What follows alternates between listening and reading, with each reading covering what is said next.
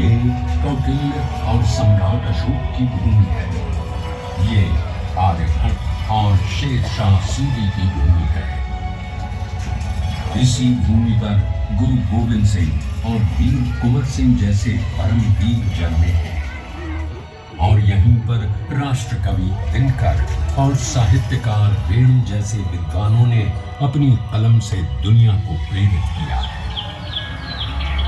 गंगा की धाराओं से सिंचित बिहार की भूमि ने आदिकाल से ही भारत की शान को बढ़ाया है।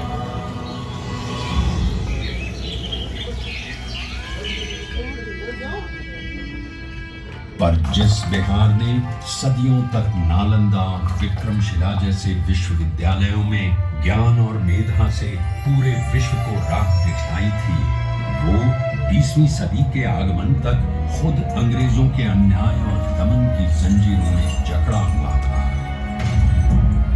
ये वो समय था जब अंग्रेजों ने भारत को पूरी तरह गुलाम बना लिया था।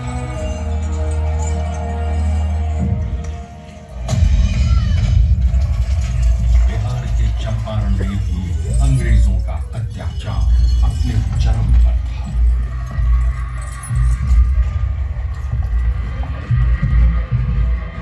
चंपारण की उपजाऊ भूमि अंग्रेजों के लालच के कारण जबरन नींद उगाने को लाचार थी और धीमे धीमे बंजर हो गई थी।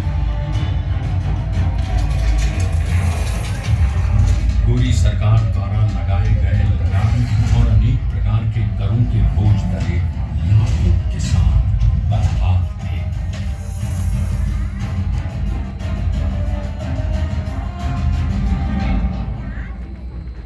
और जब पूरा चंपारण नाउम्मीदी के अंधकार में डूबा हुआ था, तब उस जमीन पर एक महान आत्मा का आगमन हुआ। पंडित राजकुमार शुक्ल के बारंबार आग्रह पर चंपारण आए गांधी जी को उस समय इस बात का बिल्कुल भी अंदाजा नहीं था कि बिहार से उनकी ये भेंट उनके जीवन की सबसे महत्वपूर्ण घटना बन जाएगी। अंग्रेजों द्वारा किए जा रहे अन्याय और दमन से उत्पीड़ित किसानों को देख पहली बार भारत की अवदशा से अवगत होकर उन्होंने चंपारण में कहा, मुझे नीलहे किसानों में सत्य दिखा। भारत भूमि पर यह पहली बार था जब अन्याय और बर्बरता का जवाब सत्य और अहिंसा से दिया गया। उनके नेतृत्व और सिद्धांत से प्रेरित होकर बिहार के सर्वश्री ब्रजकिशोर प्रसाद, अनुग्रह नारायण सिंह, डॉक्टर राजेंद्र प्रसाद, आचार्य कृपलानी, मजहरुल हक, राम नवमी प्रसाद, बाबू धरणीधर प्रसाद आदि जैसे नेतागण भी इस आंदोलन में कूद पड़े।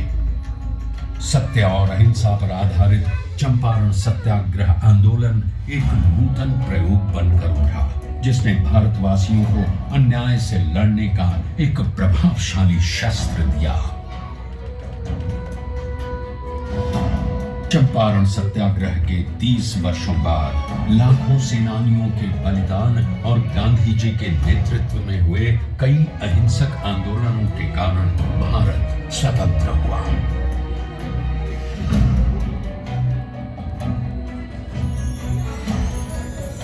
उनके विचारों ने न केवल देश को आजादी की राह दिखाई, बल्कि देश के सामाजिक व आर्थिक पुनरुत्थान का मूलाधार भी बने।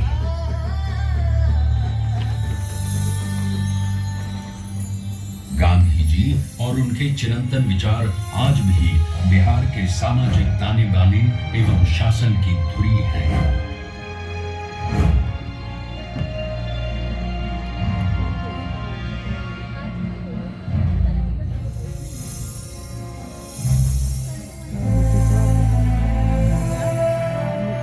सन 2017 में चंपारण सत्याग्रह शताब्दी वर्ष के उपलक्ष्य में बिहार के दूरदर्शी एवं युग परिवर्तक माननीय मुख्यमंत्री श्री नीतीश कुमार जी की प्रेरणा से कई कार्यक्रमों का आयोजन किया गया।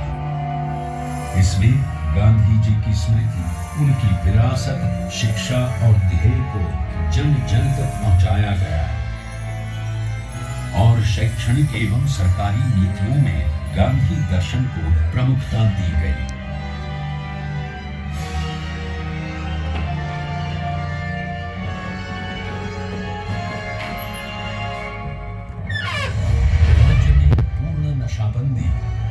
में जीवन हरियाली, बाल विवाह एवं दहेज प्रथा पर रोक, महिलाओं की शिक्षा, रोजगार, सरकारी नौकरियों एवं स्थानीय स्वशासन में महिलाओं की बढ़ती भागीदारी आदि गांधी जी के सिद्धांतों के प्रति बिहार के समर्पण के कारण ही संभव हो सके हैं। गांधी जी ने कहा, शराब आदमियों से न सिर्फ उसका पैसा छीन लेती है बल्कि उसकी बुद्धि भी हर लेती है। और एक बात और गांधी जी ने कहा था, शराब पीने वाला इंसान हैवान हो जाता। गांव में पी करके आता था, अपनी कमाई का ज्यादा पैसा शराब में गंवा देता था, घर में लौटता था, पत्नी से झगड़ा करता था।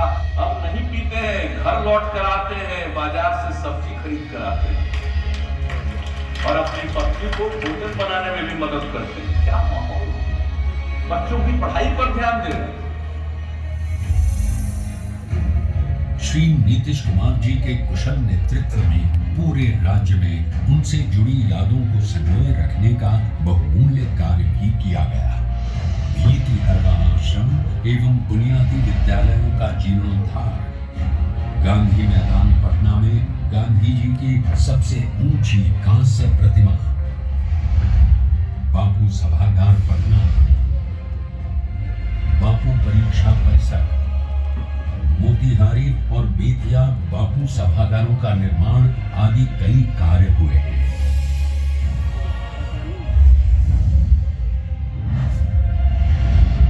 बापू टावर के निर्माण में माननीय मुख्यमंत्री श्री नीतीश कुमार का निर्देश था कि इसे बापू के आदर्शों की ही तरह ऊंचा बनाया जाना चाहिए।